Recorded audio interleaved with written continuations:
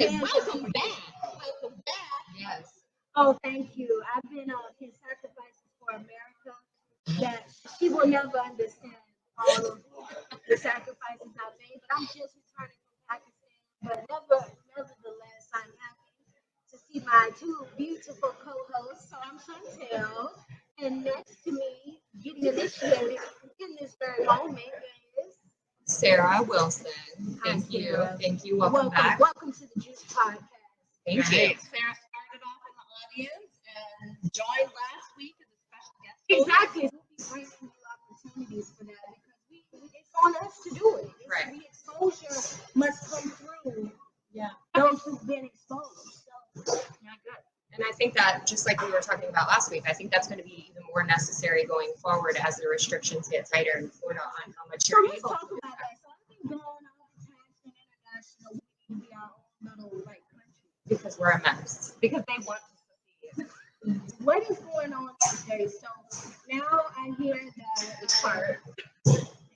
Right. It's crazy. It's actually a deluge of really extremist and authoritarian stuff. So what's the purpose of a Florida government, a Florida legislator saying that they want to ban periods, menstrual cycles being discussed in court? What is the thought behind that, and why do we not have more important things to focus on? I don't think there is much thought behind that other than it's going to rile up a certain amount of people. There's really no other justification. Yeah, absolutely.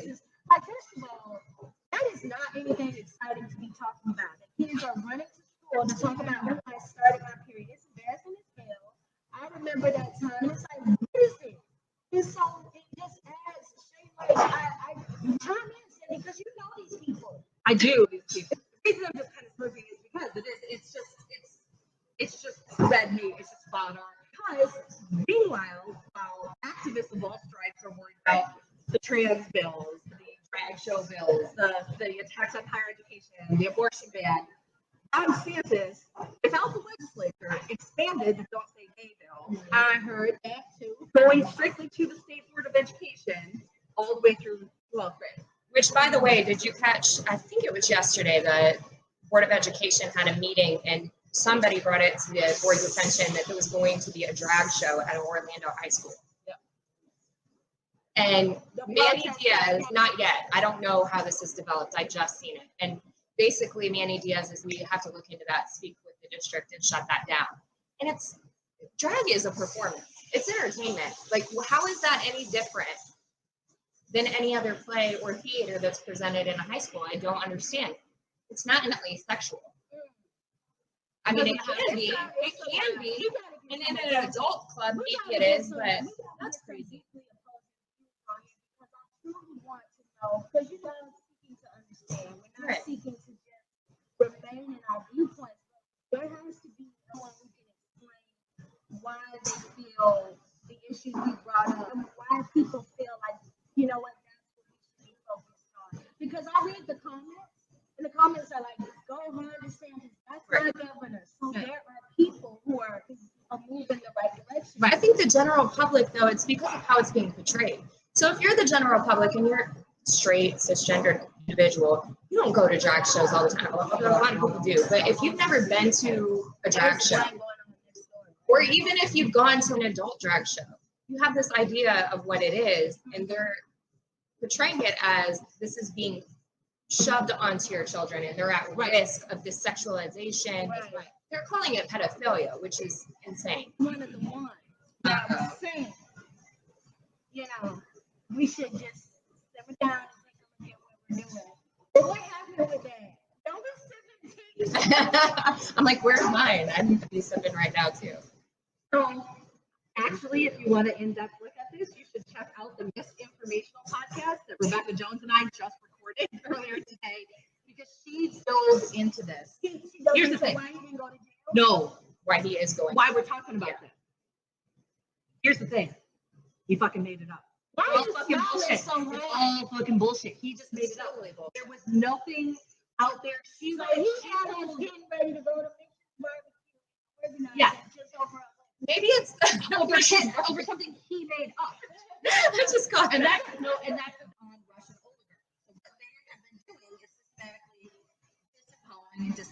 the federal government to privatize it and sell it off to, just like what happened in the Soviet Union after red alcohol, sell it off to private companies so that they can personally profit.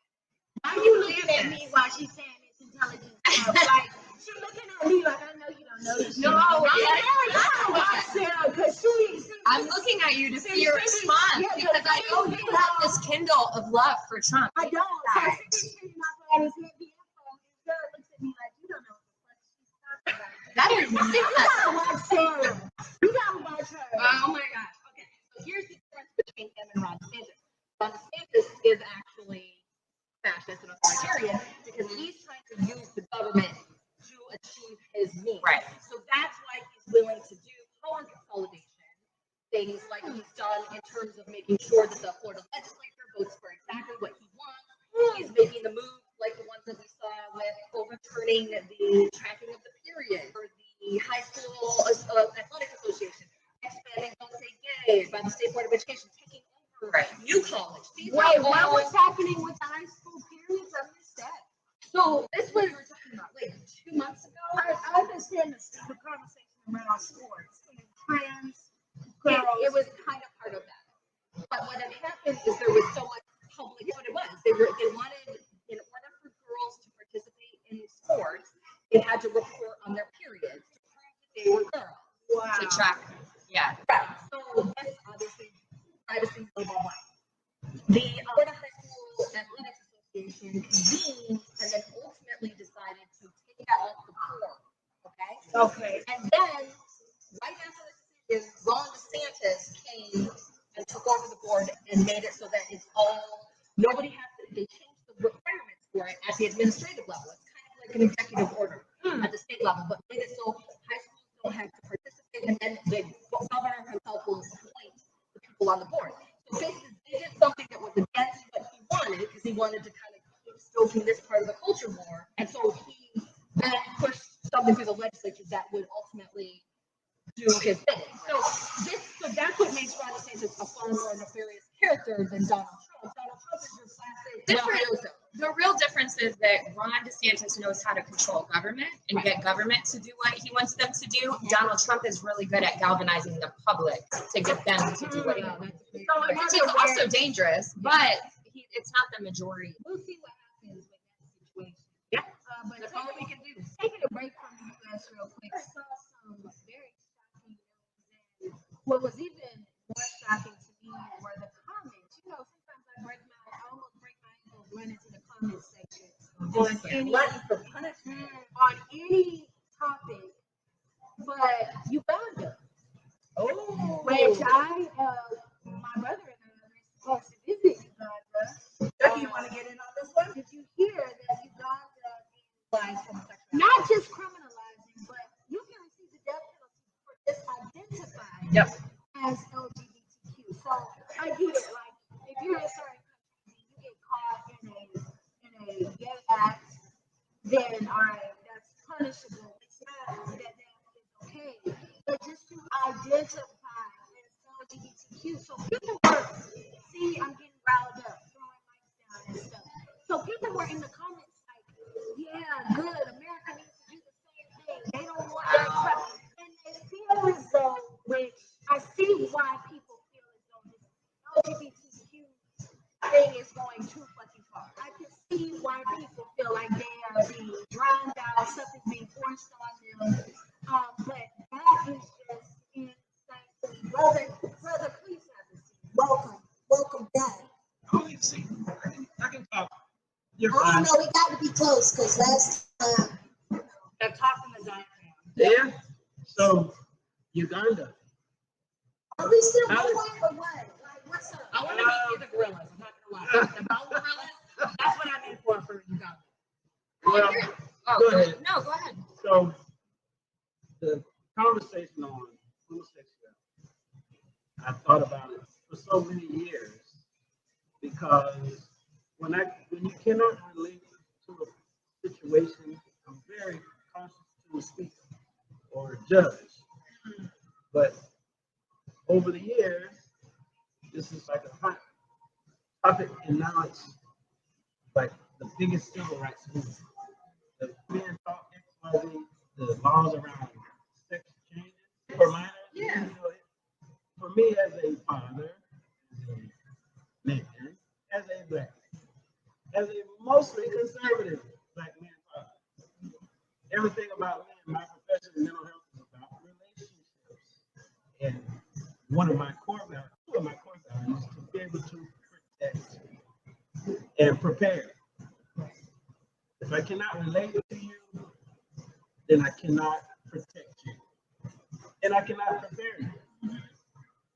So when it comes to our identity, the core way that we identify ourselves, when I'm driving back and forth from different states, I stop in these random gas stations to use the bathroom. And I told her this before, the only way they identify most of the time, men's room, women's room, they don't ask if you're a Republican or Democrat, black or white, old, young, rich or poor. What's this? Oh, he's still Monty Wanda. Maybe. I don't know if I want to contribute to tourism. They doing too much. Yeah, but right I now, think it threatens so much of the core of our relationships when you bring in the element that I don't know the percentage. We'll never know the percentage of people who identify as homosexual, but they are. Please, between 11 and 14%. Yeah, but In the U.S.? Statistically. yeah. So they are here. Well, just in general, like that's a smaller group, but they matter. They are human beings, and everybody should have a place at the quote unquote table. But when you got a small percentage that's getting such a huge amount of attention, Yeah. and it could possibly, again, as a father, are you potentially planting seeds in children's minds that do not have A lot those of your value tendencies? system. Or maybe they don't have those tendencies because a lot of times sexual choices can also be driven by different reasons. Trauma.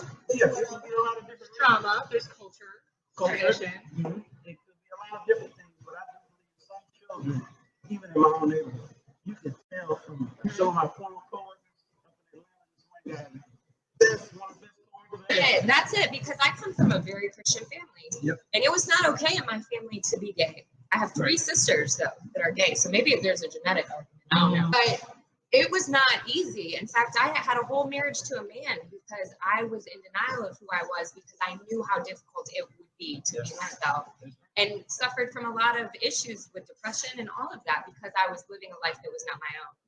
So I think we have to allow children the ability to be who they are without suppressing that, and also allow them to see themselves. And I think that's what's so crucial with the schooling thing is that, like, textbooks, it's not teaching any kind of sexualization, it's just representing different families. But let me tell you, I support your convictions.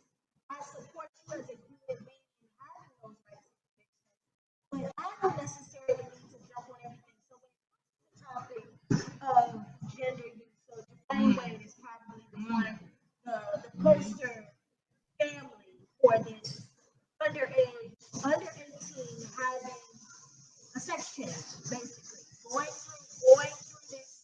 Yeah, but do you know the level of intervention that his family has I taken? don't. But I personally can understand wanting a child or wanting a person to wait until they're 18 before they undergo a medical procedure. So the reason I say that is because I changed my mind so much today. Sure. 35 years old.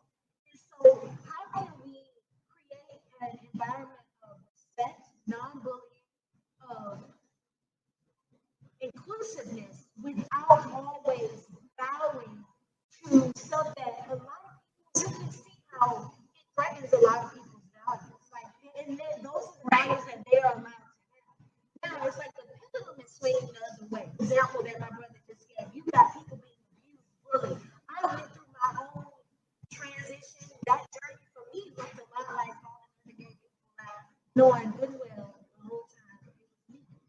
Right? But you see what I'm saying? But that value system, people are allowed to have it. Just like when it comes to the trans girls. But I think people are being misled. That's the problem. And I'm going to drop some knowledge when y'all are done. So hold on, though, Sandy, because I want you to drop knowledge Yeah. on this particular topic, because it's like when there was a girls' basketball team recently who said we refuse to play because there was a transgender girl on the other team, which in their environment, looking like that's a biological male who has different advantages. And that team was punished. And I shared this story with you. That team was then punished because they refused to play, and now they're not allowed to play in any other games going forward. I'm like, well, where's the respect for that side? For those girls who say we want to play only girls who were born girls or biological girls. Sure. So let's break this down for a few moments here, because this is something that has been used as red meat culture war stuff for a long time. Okay, the bathroom bills have been going since what 2010, 2012. This whole thing. Okay, so let's talk about it statistically. You're talking about less than 1%. Less than 1% of people throughout their entire lifetime would ever consider themselves to be transgender. Less than 1%. However, among all groups of people, transgender people have the highest rate of suicide by leaps and bounds. And that's because when somebody is truly in that space, it's very difficult. Not only just the external pressure, but the internal pressure. It has to. So both of you as mental health professionals will understand this.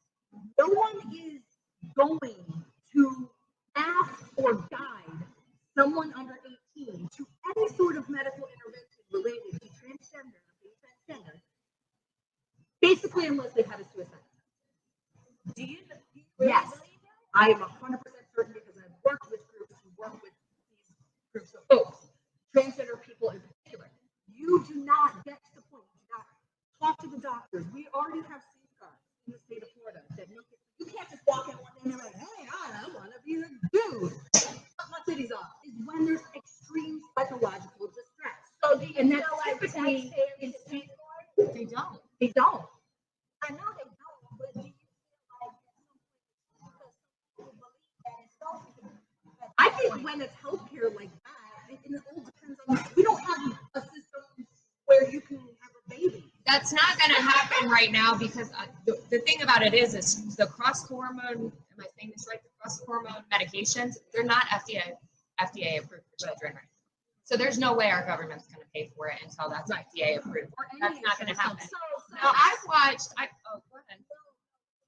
I just recently, because I told you last week, I'm not as knowledgeable on the subject. So I watched a documentary called Growing Up Trans this past week. And I do have to say the one thing that kept striking me is that the children that were speaking in this documentary kept referring to their gender, like the one transgender boy. He kept saying, when I look in the mirror, I see a weak, small girl. I want to be big and strong like a man. And I don't like that gender, playing on those gender stereotypes like that. And perpetuating this idea that to be and I'm not saying I believe everybody should have the right to do what they want to their body with a medical provider and their family. Now, what I would do with my own children is a different story. So that's why I wanted to look deeper into it. I am concerned because these gender stereotypes are dangerous, specifically for women. So I hate to see anything that's going to further perpetuate that, because we're saying this is what it means to be female, to be weak, to be small, to be frail. But if you want to be strong, you have to be a male. I don't like perpetuating that.